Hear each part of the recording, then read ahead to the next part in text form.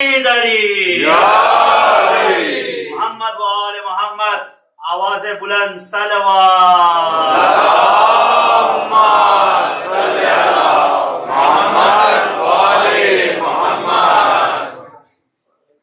فرمایا قبر سے مراد یہ قبر نہیں ہے، قبر سے مراد ہے عالم برزخ. آج کے بعد اس سے ڈرنا چھوڑ دیجیے. یہاں صرف آپ کی باڈی جائے گی اور کچھ بھی نہیں جانا. تو سب سے پہلے تو موت کا خوف اپنے اندر سے ختم کریے. قل ان زعمتم انکم اولیاء اللہ فتمنوا الموت ان کنتم صادقین.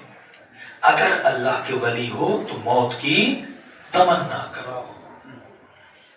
مومن موت کی تمنا کرے نہیں کہ مرنے کی دعائیں کرے، نہیں. وہ تو کہے کہ اپنی ہر نماز کے بعد زندگی کی دعا کرو. مرنے کی دعا منع ہے معصومین کی طرف سے. کبھی بھی موت کی دعا، شہادت کی دعا کرو، لیکن کبھی بھی یعنی حرام ہے، شرعاً فقہاً حرام ہے کہ بندہ کبھی غصے میں آ کے بولے میں مر جاؤں. اکثر والدین بولتے ہیں نا، بیویاں زیادہ بولتی ہیں. ایسی دعا نہ کیا کرو، پھر شوہر آمین بھی بول دیتا ہے. موت کی دعا کبھی بھی نہ کیا کرو. کیوں؟ حیات یہ مزرعۃ الاخرہ ہے. جتنی زندگی مومن کو ملے گی نا، اتنی وہ اپنی کیا بنائے گا؟ آخرت بنائے گا. تو یہاں جو یعنی جتنی آپ کی دنیا اچھی اتنی آپ کی آخرت اچھی. جتنی آپ کی دنیا بری اتنی آپ کی آخرت بری. اچھا کس سینس میں؟ اللہ کے سینس میں. برا کس سینس میں؟ شریعت کے احکام کے سینس میں کہ دنیا بری نہیں ہونی چاہیے. کفار ہو سکتا ہے سمجھے ہماری اچھی زندگی گزر رہی ہے، لیکن وہ ساری زندگی شہوانی اور حیوانی زندگی ہوتی ہے جو انسانی زندگی گزر. کیونکہ آخری مجلس اتنا وقت نہیں ہے کہ سارے ٹاپک کو جمع کیا جائے. میں آج صرف کوشش یہ کر رہا ہوں کہ آپ کو پتہ چلے کہ پروردگار عالم نے جتنے بھی احکام بنائے ہیں وہ انسان کے فائدے کے احکام بنائے ہیں. یعنی نماز ہو، روزہ ہو، حج ہو، زکوٰۃ ہو، سب کچھ اللہ نے انسان کے فائدے کے لیے بنایا. آپ نماز پڑھو گے، مومن کی نشانی ہے دن میں 51 رکعت نماز پڑھتا ہے. کسی نے مولانا ایکسرسائز میں نے کہا سب سے بیسٹ ایکسرسائز یہ ہے. عشق خدا حاصل کرنے کے لیے یعنی آیت اللہ دست غیب ہوں، آغائے قاضی ہوں، آغائے بہجت ہوں، آغا حسن زاد عاملی ہوں، آیت اللہ کشمیری ہوں، جتنے عرفاء ابو الحسن اصفہانی، آغائے ابن خدا کی، جتنے بڑے بڑے عرفاء ہیں، کہتے ہیں ہم نے نہیں دیکھا کوئی بندہ مقام لقاء اللہ یعنی مقام عرفاء تک پہنچے، اللہ کی زیارت کرنے کے مقام تک پہنچے، ایمان کی بلندیوں تک پہنچے اگر اس نے یہ کام نہ کیا. فرماتے ہیں ہم نے نہیں دیکھا کوئی بندہ پہنچے اور وہ نماز تہجد نہ پڑھتا. یہ جو ٹائم ہے نا رات کا 4 o'clock سے لے کے 5 o'clock تک، یہ سمجھو ایک ایسا ٹائم ہے اس میں فزیکلی بھی آکسیجن سب سے زیادہ ہوتی ہے زمین میں. پیس آف مائنڈ کا وقت ہوتا ہے، انسان فریش ہو جاتا ہے. اور یہ بہترین وقت ہے خدا کے ساتھ تعلق بنانے کا. میکسیمم ٹائم کتنا لگتا ہے؟ ½ an hour، آدھا گھنٹہ. لیکن اس سے کیا ہوگا؟ آپ کے دل میں عشق خدا بڑھے گا، محبت بڑھے گی، پھر نماز میں لذت بڑھے گی. پھر یہ نہیں کہو گے جب اللہ اکبر کہا تو فوراً ذہن میں ہوتا ہے کب ختم ہوگی کب ختم ہوگی، مصلی چھوڑ کے بھاگوں. پھر یہ ہوگا کہ نماز ختم ہی نہ ہو، نماز چلتی رہے چلتی رہے. خدا اس میں اپنے آپ سے جو بات کرنے کی لذت ہے وہ آپ کو عطا کرتا ہے. اب کوئی 11 رکعت نہیں پڑھ سکتا، 5 رکعت پڑھ لے. ہاں لمبے سے لمبی 11 رکعت، 8 رکعت نماز تہجد، 2 رکعت نماز شفع، 1 رکعت نماز وتر. منیمائز کرنا ہے 5 رکعت پڑھو، 2 رکعت نماز تہجد، 2 رکعت نماز شفع، 1 رکعت نماز وتر. اور بھی منیمائز کرنا ہے تو 3 پہ آ جاؤ، 2 شفع پڑھو، 1 وتر پڑھ لو. اور بھی نہیں کر سکتے تو خدا کہتا ہے نماز عشاء کے بعد بیٹھ کے وتر پڑھ لو. بھائی اتنے سست ہو تم.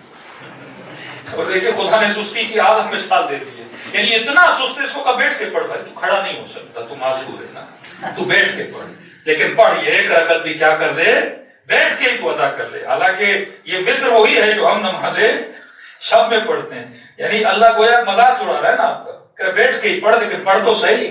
تو اتنا لیزی بندہ ہے کہ تو اٹھ نہیں سکتا 20 منٹ کے لیے، کم از کم 3 رکعت ہی پڑھ لے. اب جو آخری رکعت ہوتی ہے نا اس میں مردوں کے ساتھ بھی صلہ رحم ہے، زندوں کے ساتھ بھی صلہ رحم ہے. زندگی بڑھتی ہے انسان کی. ایک ہاتھ میں تسبیح لے، ایک ہاتھ کو اللہ کی دربار میں اٹھا. دونوں ہاتھ بھی اٹھا سکتے، کوئی مسئلہ نہیں ہے، لیکن تسبیح کی خاطر بولا کہ ایک ہاتھ بندہ کیا کرے؟ اٹھا. اور ایسے اٹھا جیسے فقیر اللہ سے کچھ مانگتا ہے.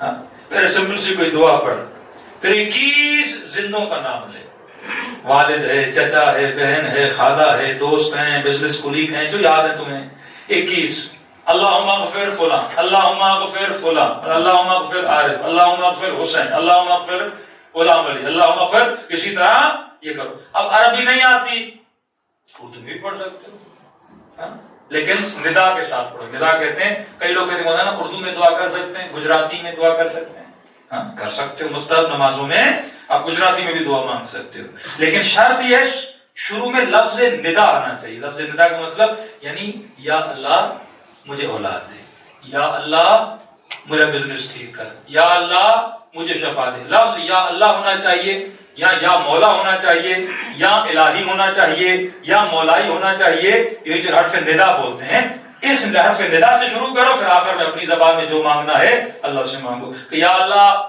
میرے والد کو بخش دے، یا اللہ میری بہن کو بخش دے، یا اللہ فلاں کا نام لو اسے بخش دے، یا عربک میں کہو اللہم اغفر فلاں، اللہم اغفر فلاں۔ 21 زندوں کے نام لو، 21 مردوں کے نام لو۔ اب مردوں کو بھی یاد کرو، نہ صرف زندوں کو نہیں، مرحوم دادا کو یاد کرو، دادی کو یاد کرو، مرحوم دوست کو یاد کرو۔ جب ان کو یاد کر لیا نا، اب خدا کہتا ہے اپنے گناہوں کو یاد کرو۔ 70 مرتبہ کہو استغفر اللہ ربی واتوب الیہ، اے خدا میرے گناہوں کو۔ ہر استغفر اللہ پڑھتے وقت اپنا ایک گناہ یاد کرو اور کوشش کرو کہ تجھے رونا آئے، تاکہ خدا کو بھی محسوس ہو کہ بندہ اپنے گناہوں پہ شرمندہ ہے۔ 70 مرتبہ استغفر اللہ پڑھنے کے بعد اگر وقت ہے، لذت مل رہی ہے، دل ہے کہ اللہ کی دربار میں زیادہ کھڑا ہو، تو 300 مرتبہ کہو الہی العاف، الہی العاف، الہی العاف، اے خدا مجھے بخش دے، اے خدا مجھے بخش دے۔ تو وہ کیفیت خدا آپ کے اوپر طاری کرے گا، اور اس کے کہنے سے خدا آپ کے گناہوں کو کیا کرے گا؟ بخش دے گا۔ کسی نے معصوم سے پوچھا کہ مولا پتہ کیسے چلے کہ میری توبہ قبول ہو گئی؟ اتنی مرتبہ میں نے دعائے کمیل پڑھی، اتنی مرتبہ معصوم کی زیارت پہ گیا، زری کو پکڑا، میں نے کہا خدا گناہوں کو بخش دے، اور یہ دعا مانگ کے واپس آ گیا کہ خدا نے میرے سارے گناہ بخش دیے۔ نشانی تو ہو، کوئی کلو تو ہو، کوئی علامت تو ہو کہ مجھے پتا چلے خدا نے میری خطاؤں کو، میرے گناہوں کو بخش دیا۔ تو معصوم نے ایک سمپل سی نشانی بتائی کہ جس گناہ سے تم نے توبہ کی ہے، مثلا جوانی میں شراب پی، خدا نخواستہ، زنا کیا، خدا نخواستہ، جوا کھیلا، خدا نخواستہ، جو گناہ نے کبیرہ ہیں، کسی نامحرم سے تعلق بنایا، ہاں کوئی بھی گناہ، پہلے گناہ کو برا تو مان۔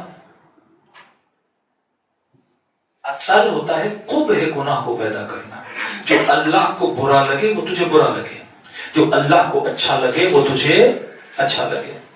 معصوم فرماتے ہیں جس گناہ کی توبہ کی ہے، اب کیسے پتا چلے اللہ نے مثلا میرے اس گناہ کو بخش دیا؟ کہا جب تک اس گناہ کی نفرت تیرے دل میں پیدا نہ ہو جائے، تب تک وہ گناہ نہیں بخشا گیا۔ ایک ینگ بچہ جوان آیا اور روتا ہوا، مولانا میرے تو پھر کوئی گناہ بخشے نہیں گئے۔ کیوں؟ میں کہہ معافی تو مانگتا ہوں، لیکن جوانی میں جو غلطیاں کی نا، دوستوں کے ساتھ بیٹھتا ہوں انہیں یاد کر کے بڑا مزہ آتا ہے۔ ہاں بھائی یہ میں نے کیا تھا، کہہ رہا محسوس ہوتا، مزہ لیتا ہوں اپنی گناہوں سے۔ جس طرح آج کل یونیورسٹیوں کا ماحول ہے کہ جوان آ کے دوسرے جوان کو بولتے ہیں ہاں بھائی میری 4-5 گرل فرینڈز ہیں، جس کی نہیں ہے وہ بیچارہ پچھتاتا ہے کہ اس کے پاس پتہ نہیں کوئی جنت ہے، میرے پاس نہیں ہے۔ یعنی یہ زمانہ آ گیا کہ بندہ حرام کے نہ ہونے پہ شرمندہ ہوتا ہے اور وہ فخر کرتا ہے۔ یہ آخری زمانے کی مفاخرہ کرے گا گناہ پر، کہیں پہ جوا جیت کر آئے گا، پورے گاؤں میں بندے کا اعلان ہوگا بھائی اتنے ملین جوا جیت کے آ جائیں، لوگ مٹھائیوں کے ڈبے دیں گے، ہاں بھائی مبارک ہو آپ کو، جیسے گھر میں کوئی نئے ایک بچہ ہوا ہے۔ یہ آخری زمانے کی نشانی ہے۔ فرمایا جب گناہ کو یاد کرو تو تجھے گھن آئے اپنے عمل سے، نفرت آئے کہ میں نے کیسے کر دیا اللہ کی دربار میں نے کیسے امام حسین کے دل کو دکھایا، میں نے کیسے حجت خدا کے دل کو دکھایا۔ کہ فرمائے مرعشی نجفی، ان کو بتا دے میں کربلا کے مسائل پہ بڑا ہوتا ہوں، لیکن جب میں ان کے گناہوں کو دیکھتا ہوں مجھے زیادہ دکھ ہوتا ہے،